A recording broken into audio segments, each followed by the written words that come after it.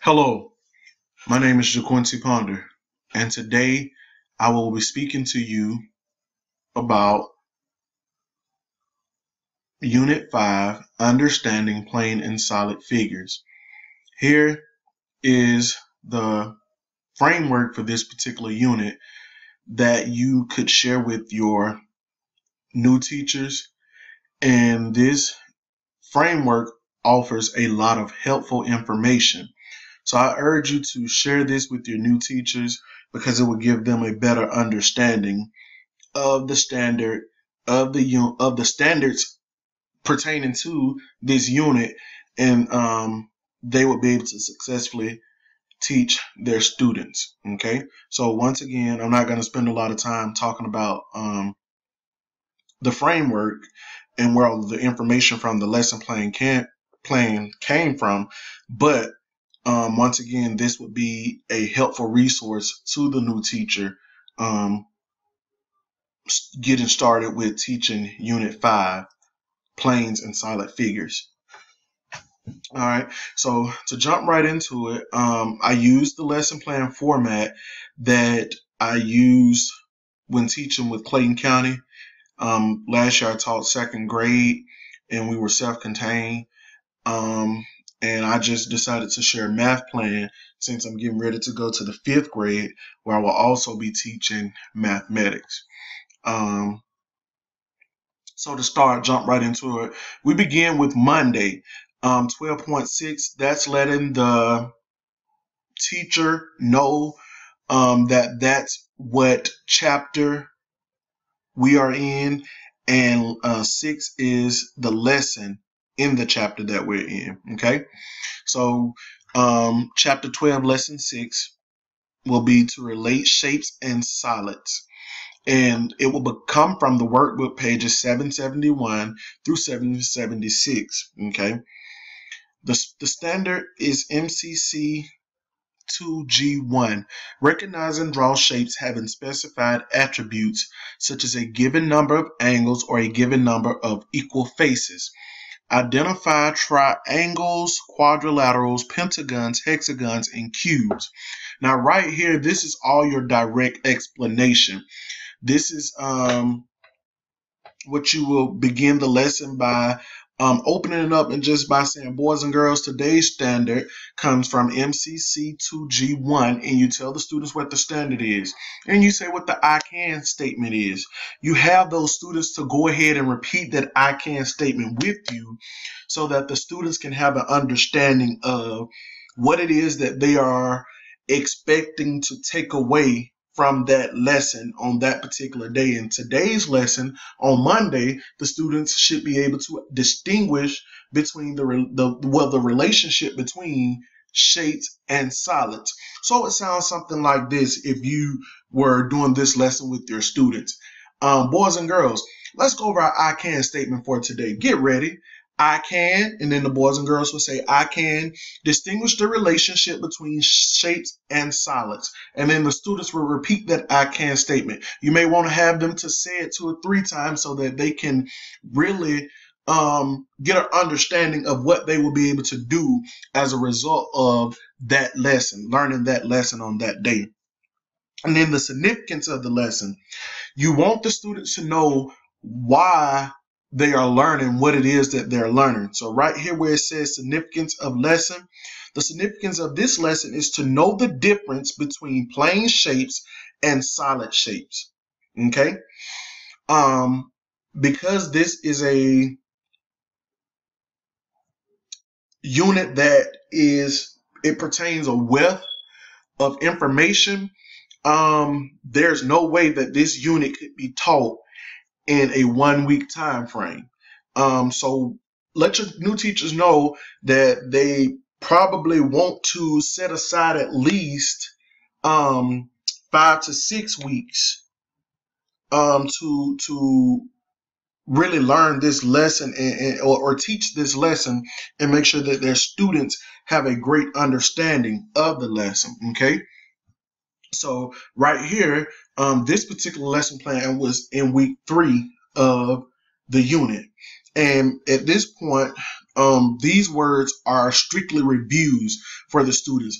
And that's another thing. Whenever teaching a unit that encompasses so much information, you want to make sure that you constantly review those vocabulary words. Don't let it be that the students see the words when the lesson is first introduced or the unit is first introduced and they never ever see the words again. Constantly keep those words in use every day so that the students continue to build those vocabulary skills and know what it is that the word really means and to use those words in their conversations.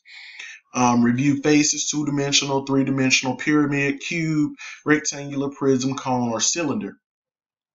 Let the students know that they will have a formative assessment as they walk out of the door, where they were on their dry erase boards. They will answer questions, those higher order thinking questions of how many faces does a rectangular prism have? How many faces does a pyramid have?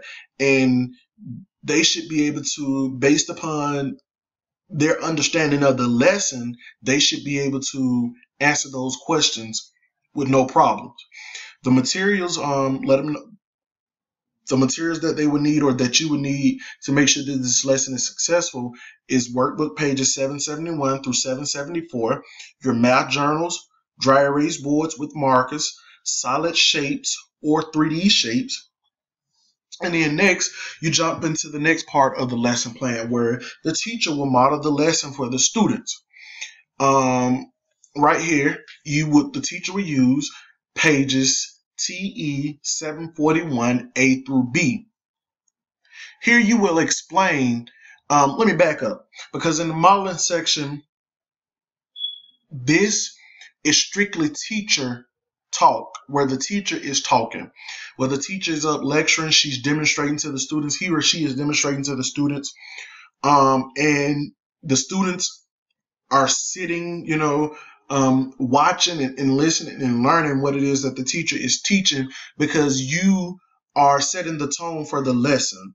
So you don't want to confuse the students. You don't want to confuse another student by asking a question and another student giving a wrong answer that could possibly confuse one of your low students who, just anything may cause them to go off track. So you don't want to ask any questions. You want this to be strictly you talking and lecturing to the students.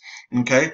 Once again, with the vocabulary review, you have in your math text, there are some vocabulary cards that come with the math text. I strongly urge new teachers to use those cards when doing any vocabulary review or any vocabulary anything with the students. They should be using those visual cards so that the students can see what it is that you're talking about, as opposed to you just saying what a solid is or what a shape is. And so use those cards. Okay. What students should understand is that the faces of three-dimensional shapes are two-dimensional shapes. So when you go in and you begin to have this conversation with your students, you begin to lecture your students, you let them know that the faces of three-dimensional shapes are also two-dimensional shapes. And then you can analyze the faces of three-dimensional shapes to determine which two-dimensional shapes the faces are. Okay.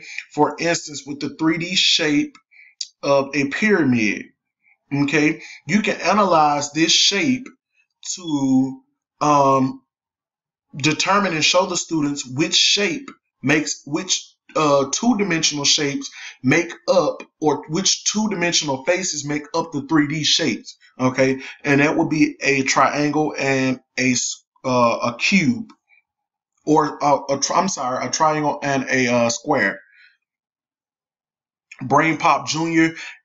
Is another resource that would help in teaching the students more about solids and shapes, because at this point, this is where you're capturing their attention, and you want to get all of the information out to them. So when you do release them, everything that you taught them will stick in their mind in some shape, form, or fashion. You are therefore catering to the needs of all of your learners. So not only are you demonstrating, but you're also using technology to assist you in your demonstrations. All right, you talk about the problem of the day. You explore and explain. You use three. You use the three dimensional shapes, and you model tracing one face of a cube. You place a check on the next face, on the face that was traced, and tell them that you're going to place a check on each face after they trace it, so they can keep track of the faces they have traced. Just doing these things to help build those skills of being able to identify the different faces of a shape of the different shapes or solids. And going down where it talks about guided practice, this is where you will go over those workbook pages with the students, where you would have them you all would work through the first three as a class, and you will begin those academic conversations. Does do a cube or do cubes or pyramids have more faces? Start those conversations with your students and have your students talk amongst themselves to answer those questions. Um, you explain how two-dimensional shapes and three-dimensional shapes are related. Tell that, the faces of three-dimensional shapes are also two-dimensional shapes, okay? And have those different types of conversations with your students. Then you're going down to the independent practice. Independent is where your students will work on their own, or they have now what is called peer-to-peer. So you allow them to work peer-to-peer together on maybe three of the questions or two of the questions, and then they work independently where they're working independent of the teacher and a partner to get these to answer these questions. You have them write math, and when they write math, they will simply describe the faces that make a pyramid. To differentiate that instruction, it goes on to show you what you would do. You would guide students through the exercise and help them to use manipulatives. This is for your below level. On level, they will complete the exercise independently, and you will use the practice worksheet for the lesson. The beyond level will complete the exercise independently without manipulatives, and they will use the enriched worksheet for the lesson. And then this is how basically their ticket out the door, where we talked about the formative assessment of them using the dry erase board to answer the question that you asked them, so that you can ensure that they learn what it is that was expected to learn. And then as we go on back up, we talk about the other days briefly of pretty much some of the same things. Although the standard may change, it's still dealing with shapes. Right here begins to talk about the partitioning of shapes. And we know that the partitioning is where they begin to break the shapes up into fractional parts. Okay. And once again, it tells everything that the teacher would do. Here, she will review the vocabulary word or the vocabulary cards talking about halves, thirds, fourths, and the word partition, what that means, and things of that nature. Here, she will give an example on the board of 3/3. She will partition the shape to match the description where it talks about fours. So she cut it into fours, cut that circle into fours. Once again, use that technology of brain pop. Continue modeling the lesson. Come on down where the students begin to do that peer-to-peer, where you begin to work with the students on that guided practice of what partitioning is, partitioning shapes. Come on down where they begin to work on their own and peer-to-peer. Their write math. And this right here is talking about writing across the curriculum, what they would write pertaining to math that particular day. Once again, it's differentiated. And this goes on every day up until Friday, where on Friday, the formative assessment would be the review test. And you would go over that with the students, and you wouldn't really use it in the same manner that you would use a test. It would more so be like a quiz to see where the students are, because granted, this is not the end of the unit. The students still need more practice. They still need more understanding. I would say this is the week leading up to the test, and the next week of the unit will pretty much be all review and things of that nature that's leading up to the final assessment. But you do want to know exactly what you need to go back and reteach from the last part of the unit, which is partitioning the shapes and being able to identify them in that manner, vertices and edges and faces. So